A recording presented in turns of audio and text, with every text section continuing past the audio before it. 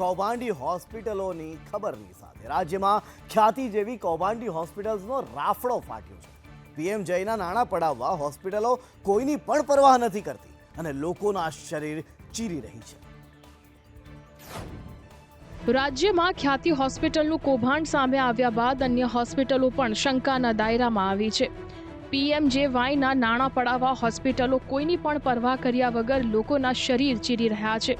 ત્યારે હવે આયુષ્યમાન કાર્ડના નાણાં પડાવવાનું કૌભાંડ કરતી હોસ્પિટલ્સ એક પછી એક સામે આવી રહી છે। વડોદરાની અંજના હોસ્પિટલની પોલ પણ ખુલ્લી પડી ગઈ છે, જેણે દર્દીના મોત બાદ પણ 2.81 લાખનું બિલ બનાવી દીધું। જ્યારે ઉનામાં ટ્રસ્ટની હોસ્પિટલનું મેડિક્લેમના રૂપિયા પડાવવાનું કૌભાંડ સામે આવ્યું છે। હોસ્પિટલમાં દર્દી તપાસ કરવા આવે તો નાની મોટી સર્જરી કરી તેના કાર્ડમાંથી લાખો રૂપિયા લઈ લેવામાં આવતા હતા। તો સુરેન્દ્રનગરમાં 10થી વધુ હોસ્પિટલ્સને આયુષ્યમાન કાર્ડની પૂરતી વિગતો માટે થઈને નોટિસ ફટકારાઈ છે। હોસ્પિટલને જવાબો રજૂ કરવાના રહેશે, નકર તો તેમની સામે કાર્યવાહી હાથ ધરવામાં આવશે। જ્યારે મહેસાણામાં 15થી વધુ હોસ્પિટલને નોટિસ આપવામાં આવી છે। રાજ્યમાં એવી સ્થિતિ સર્જાઈ છે કે આયુષ્યમાન કાર્ડના નાણાં મેળવવા દર્દીઓના જીવ સાથે ચેડા થઈ રહ્યા છે। ભગવાન કહેવાતા ડોક્ટર્સ હવે જલ્લાદ બની ગયા છે। ખ્યાતિકાંડની ઘટના બાદ ભાજપ ડોક્ટર સેલના કન્વીનર સરકારના બચાવમાં આવ્યા છે। ધર્મેન્દ્ર ગજ્જર બોલ્યા કે ગણ્યા ગાંઠિયા બનાવના કારણે યોજનાને બદનામ ન કરાય। પીએમજેવાય યોજના છે એનો હેતુ સરકારનો ખૂબ ઉમદા છે। એના થકી ગરીબ દર્દીઓ જે લોકો ત્વરિત સારવાર અને સારા ઇન્સ્ટિટ્યૂટમાં સારવાર નહોતા કરી શકતા એ લોકોને આ યોજના થકી ખૂબ લાભ મળ્યા છે। પહેલાં એવું કહેવાતું હતું કે જોઈન્ટ રિપ્લેસમેન્ટ સર્જરી એ ફક્ત એફ્લુઅન્ટ ક્લાસ લોકો જ કરાવતા હતા। હવે તો તમે જુઓ કે પીએમજેવાયના હિસાબે જે એકદમ જરૂરિયાતવાળો ગરીબ દર્દી છે એની પણ એક જોઈન્ટ રિપ્લેસમેન્ટ સર્જરી થઈ શકતી હોય છે। સરકારી હોસ્પિટલો કે સરકારના જે ડૉક્ટરો છે એમાં સરકારનો ફૂલ હોલ્ડ હોય છે કે સરકારના એ લોકો હસ્તક એ લોકો કામ કરતા હોય છે।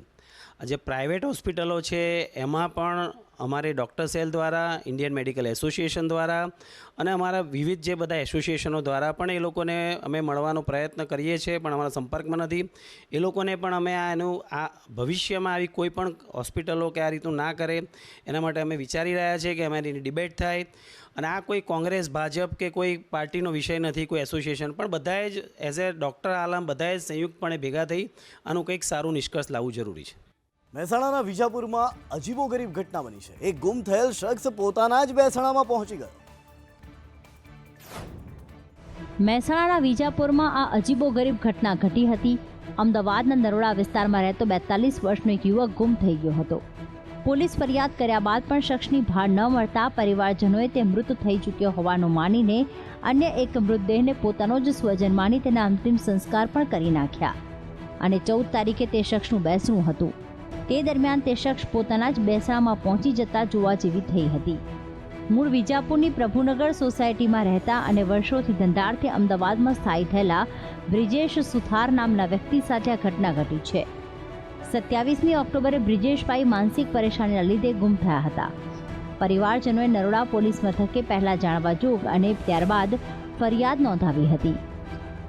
10મી નવેમ્બરે પોલીસને વણ ઓળખાયેલી બિનવારસી લાશ મળી આવતા બ્રિજેશના પરિવારજનોને લાશ બતાવવામાં આવી હતી અને પરિવારે તેને જ બ્રિજેશભાઈ માની અંતિમ સંસ્કાર કરી દીધા હતા। હવે આ મામલામાં ભૂલ પોલીસની છે કે પછી લાશની ઓળખ વિધિ કરનાર વ્યક્તિની? પોલીસ તે અંગે સવાલ કરી રહી છે। આજે પણ દિલ્હીમાં પ્રદૂષણનું સ્તર ખતરનાક સ્તરે પહોંચ્યું હતું। શાળામાં રજાની સાથે સરકારી કચેરીઓના સમયમાં પણ ફેરફાર કરાયો છે। માસ્ક પણ અનિવાર્ય કરાયો છે। શનિવારે સવારે પણ દિલ્હીમાં પ્રદૂષણ ખૂબ જ ખતરનાક સ્તરે નોંધાયું હતું। AQI 400+ દિલ્હીના 10થી વધુ સ્ટેશનો પર સવારે 7 વાગે નોંધવામાં આવ્યું હતું। જહાંગીરપુરીમાં AQI 445ના સર્વોચ્ચ સ્તરે પહોંચ્યો હતો।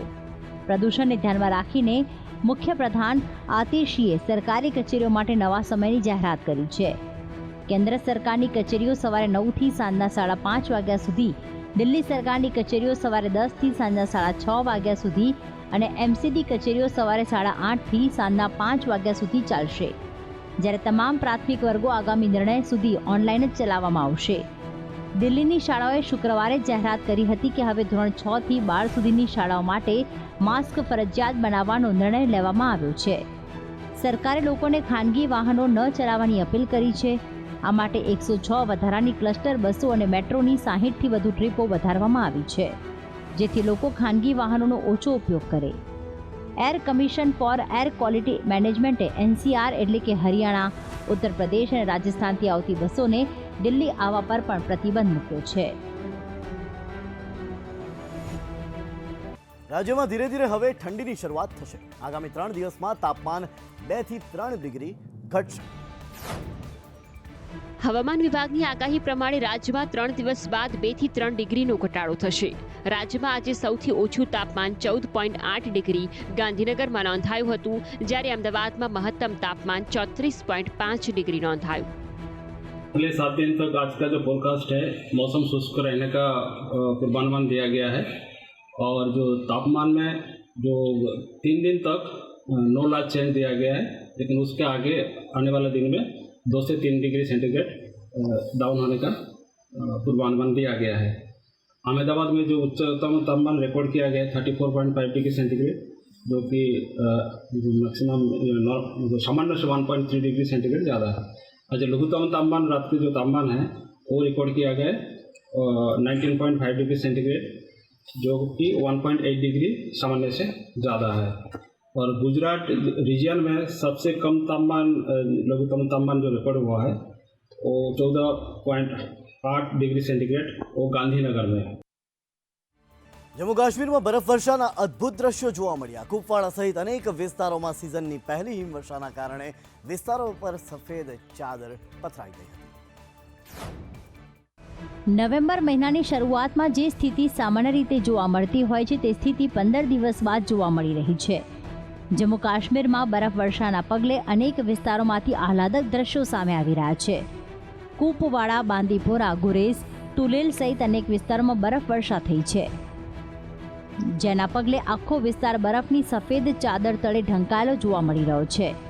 હિમવર્ષાથી અહીં તાપમાનમાં ફેરફાર જોવા મળી રહ્યો છે. અનેક વિસ્તારોમાં તાપમાન 0 ડિગ્રીની નજીક પહોંચી ગયું છે. કાશ્મીરમાં હિમવર્ષાથી ઉત્તર ભારતમાં હવે ઠંડી વધવાની આગાહી કરાઈ છે. હિમવર્ષા અને વરસાદના કારણે બાંદીપોરા, ગુરેઝ અને મુગલ રોડ પર વાહન વ્યવહાર બંધ થઈ ગયો હતો. શુક્રવારે ઘાટીના ઉપરના વિસ્તારોમાં ફરી એકવાર હિમવર્ષા અને વરસાદ શરૂ થયો હતો, જ્યારે શ્રીનગર સહિતના નીચાણવાળા વિસ્તારોમાં દિવસભર વરસાદ સાથે વાદળછાયું વાતાવરણ રહ્યું હતું. બદલાયેલા વાતાવરણના કારણે સહેલાણીઓની સંખ્યામાં પણ વધારો થયો છે. સહેલાણીઓ આ માહોલને માણી રહેલા જોવા મળી રહ્યા હતા.